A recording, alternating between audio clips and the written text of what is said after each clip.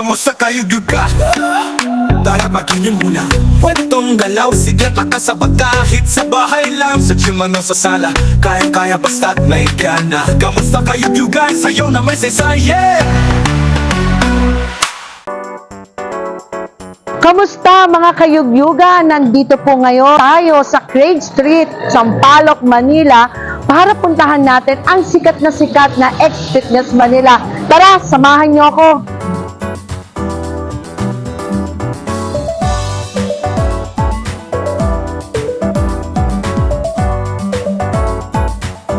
Ayan, nako, nandito na naman tayo ngayon para interviewin itong isang aming guest dito sa X-Fitness Manila. Gusto niyo bang makilala kung sino itong kilalang coach dito sa X-Fitness Manila? Walang iba, kundi si Coach Philip. Hi, Coach Philip. Kamusta po sa mga kayugyuga natin dyan? Ako nga po pala si Coach Philip ng xfitness.manila. Coach Philip, by the way, alam ko yung mga kayugyuga namin dyan ay gustong-gustong nilang makilala. Sino ba talaga si Coach Philip? Pwede mo bang mabigyan kami ng konting background? Sino ka ba talaga? At papaano nag-start ang journey mo bilang isang maging coach or gym instructor? Actually po, nung bata pa lang ako, yung kumbaga, nakikita ko na po yung mga magaganda katawan. Talagang masyado po akong naa-amaze sa mga magandang katawan. Mapababae, mapalalaki. Kasi maganda naman talaga pong tignan yung gano'n. Yes. Tapos po, nag-try akong bumili lang ng isang pares ng dumbbell. Hanggang sa, natuloy-tuloy ko po siya hanggang sa high school. Ano, high school ka pa lang, nag-start ka na? Opo. Nag-gym ka na rin ng... Push up. Oo. Mahilig po talaga ako since no. Pero athlete ka ba, Coach Philip? Mahilig po ako mag-basketball. Basketball. So, sinasabayan mo from the basketball, nag-gym ka din? Or nagbubuhat ka lang sa Yun po, bahay? bali home workout lang po ako. Okay. And then, after that, anong nangyari? After po nung nagka-family po, medyo na-stop po ako sa Bakit ganun na pag nagkaka-family? Nag-stop mag-workout. Anong meron? Gano'ng katagal ka nag-stop mula nung pinasal ka? Siguro po nasa 5 years. 5 years din, matagal Opo. din, ha? Tapos, Lumaki Opo, ka pa na? lumaki po ako ng mga 82 kilos. Wow! Okay. Tapos po, nagtrabaho po ako sa mga factory. Then, after po na makaipon-ipon, 2010 po, nakapagtayo po ako ng sariling... Pero Coach Philip, nabanggit mo nagtrabaho ka sa factory. Nag-gym ka pa rin yun? O talagang totally that time nag-stop ka? Stop na po ako noon kasi medyo pagdating po sa trabaho sa factory, pag-uwi po ng bahay, pagod na pagod na. So wala ka na talagang time mag-exercise. Opo, wala na po talaga. So yung weight mo na 82 kilos, na-maintain mo yung time na nag-factory ka o lumaki ka pa lalo? Na-maintain ko naman po siya. Opo, kasi, No exercise at all? Opo, no exercise na po Wow, yan. okay. Anong nag-trigger sa'yo na gusto mong bumalik ulit na, ayan nga sabi mo, magtayo ka ng gym. Bakit bigla na lang naisipan mo magtayo ng gym after a while? Nung nakita ko po yung katawan ko sa salamin, parang sabi ko, palaki yata ako ng palaki Parang na-miss ko po yung pagiging fit ng mga kabataan nun. Tapos napapansin ko na po na madali na po akong ingalin. Andyan na po yung sumasakit yung mga joints. Yan. Yun po ang Kasi po ang pag-exercise, hindi lang naman po para pagpapaganda ng katawan. Kumbaga, ginagawa po natin yan para maging healthy tayo. Lumakas po yung immune system natin, panlaban po sa kung katulad po ng mga COVID, yan. Lalo na po ang daming lumalabas ng mga virus po dito sa atin ngayon. Kaya parang sabi ko, kailangan ibalik ko yung dati. So nakapag-start ka ng sarili mong gym. Saan located to before? Sa Arpapay Station po, LRT. Malapit po siya ron. So nag-stop ka mag-work sa factory para mag-focus ka dito sa gym mo. Opo. And then what happened with your gym? Bakit napunta ka ngayon sa X-Fitness Manila? Mula 2010 po, nag-ooperate po ako ng gym. Kaso po, medyo nung dumating po yung pandemic, naapektuhan po yung gym. Napasara po siya ng 6 months. Okay. Opo. Tapos, medyo nahirapan na po akong makabangon. I think maraming mga gym na nagbi-business or anyone na nagbi-business talaga during the pandemic na nakarelate sa stories mo kasi talagang ang hirap na naman talaga ng mga pinagdaanan. Pero, ang kagandahan sa'yo, Coach Philip, hindi ka nawala ng pag-asa kasi nandito ka ngayon sa X-Fitness Manila. So, paano kayo nag-meet ni Boss G na alam naman natin na siya may-ari nito. Hi, Boss G! So, paano ka na-struggle after that? Dito ka na nagturo after a while? Nung nasara po yung gym ko, nag-isip po ako ng ibang pagkakakitaan, like online business, ganyan. Then, yung pinsan ko po, si CJ, friend po siya ni Boss G. Okay. Then, sinamahan po niya ako dito na mag-apply kay Boss. Yeah. So, nabigyan ka naman ng pagkakataon ni Boss G bilang maging isang kanilang coach again. Dito, naku, maraming salamat, Coach Philip, sa inspirational mong stories, no? I know marami tayong mga gym instructor na nakaka-relate din sa story mo. At sinabi mo nga, hindi lang tayo nagpapalaki ng katawan para lang maging sexy, kundi para lang din maging healthy tayo, right? So, by the way, Coach Philip, kasi gusto nating makita at bigyan natin ng mga sample lang ating mga kayugyugan na nanonood ngayon. Lalo-lalo na yung mga mommies or yung mga daddy na they don't have also time to go to the gym. Pero kasi ang topic natin for today is about triceps. So, papakitaan mo kami ng mga moves mo na ano ba yung may magandang move ng para magkaroon tayo ng magandang tricep, okay? And bigyan natin ng mga tips ang ating mga kayugyugan na nanonood ngayon. Ano ba ang magandang exercise na pag ikaw ay nasa gym, itong dapat ang machine mong gamitin. At pag ikaw ang nasa bahay, ano yun naman ang pwede mong gawin para magkaroon ka rin at makapag-achieve ng magandang tricep. Bigyan mo nga kami ng sample dyan, Coach Philip.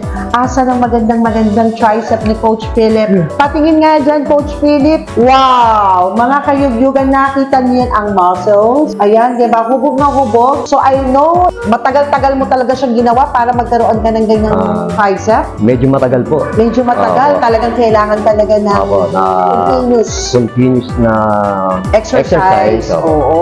Saka number 1 po yung disiplina. Disiplina sa sarili. Yan. So, para for you, kayugyugan, ma-achieve ang ganyang klaseng ganda ng tricep, kailangan talaga ng disiplina at kailangan ay tuloy-tuloy yung dedication para magkaroon ka ng magandang tricep. So, ano na?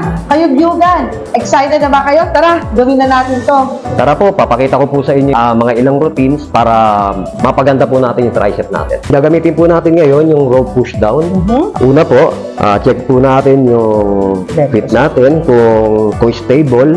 Okay. Then, straight body lang po tayo lagi. Then, sa paghatak po, kailangan po, dahan-dahan lang po, hindi po siya masyado mabilis, hindi rin naman po ganun kabagal. Then, straight lang po dapat yung arms, then yung forearms lang po ang gagalaw. Then, forearms. pag Alright. hinatak niyo po siya, kailangan straight po yung arms natin para tamaan po ng Tricep. yung nang maayos po yung tricep natin. Okay. So, dapat straight talaga Straight po yung siya. ano. Opo. Okay. And then, when you go up, Control po yung pag-angat. control. Down. Okay. So, dapat talaga dahan-dahan lang, Coach Philip, no? Opo. Kasi para sa control ng muscle. Para tamaan po siya ng gusto na kumbaga. And then go down. Coach Philip, ilang repetitions at ilang sets dapat na natin gawin para ma-achieve natin yung tamang-tamang magkaroon ng muscles ang ating triceps? Masasuggest ko lang po, ma'am. Sa beginner po, 3 sets by 8. 3 sets by Opo. 8. Okay. Pero kung medyo dati na po kayo nagbubuhat, mapapansin nyo naman po kung kaya nyo, siguro 3 sets by 12. Okay. Sa bigat naman po, sa beginner po, mababang weight muna po ang sa umpisa. Like what? 10 kilos? 20 kilos?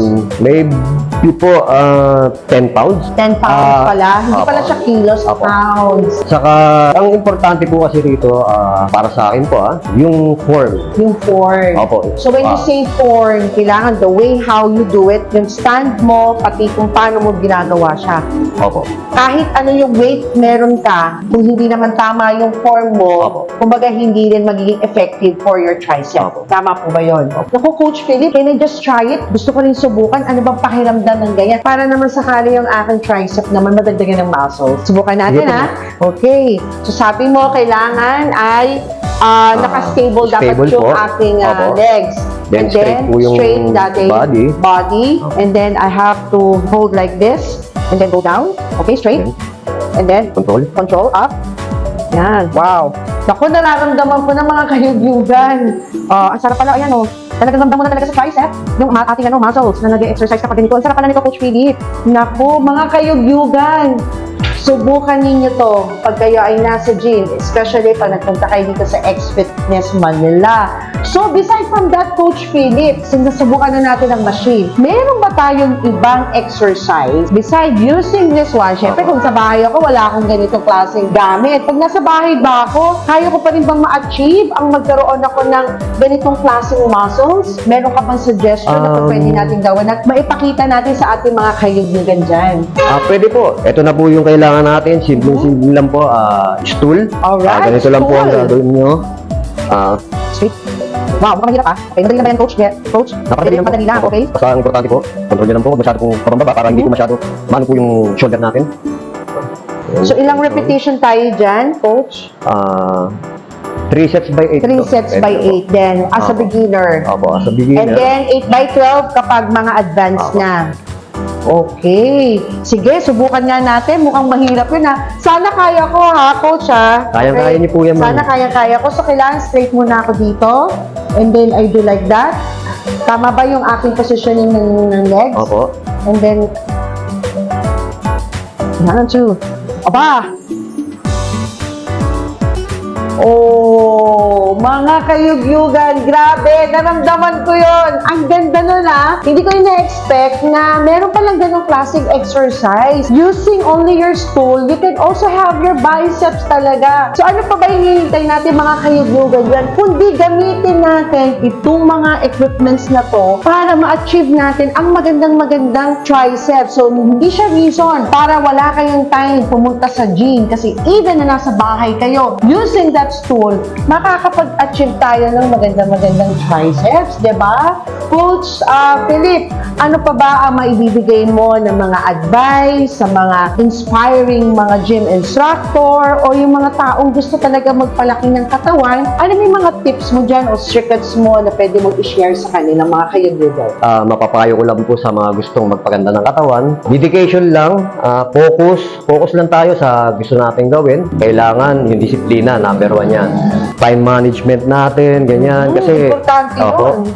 kahit na 45 minutes, importante kasi yung exercise sa katawan natin, lalo na mga panahon ng pandemic. Yun lang po. Tsaka yung mga taong stress, di ba? Malaking Opo. tulong sa mga stress, lalo na sa work nila, Opo. stress sa mga misis nila, stress sa mga asawa nila, at sa mga anak. So, exercise is a very good Opo. parang alternative. Am I right? Opo, totoo po yan.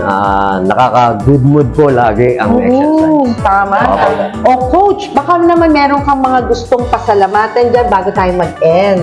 Gusto ko lang pong pasalamatan, una sa lahat, ang Diyos, dahil siyempre po, dito po ako ngayon. Kahit na nawala na po yung gym ko noon, nandito pa rin po ako sa Fitness ka pa rin. Opo, nasa fitness po pa rin ako. Nabigyan pa rin po ako ng pagkakataon. Salamat kay Boss G, kay Boss Bong, siyempre po, xfitness.mnl. At kung malapit lang naman po kayo dito, mga kayubyugan, ay pasyalan na po natin itong xfitness.manila.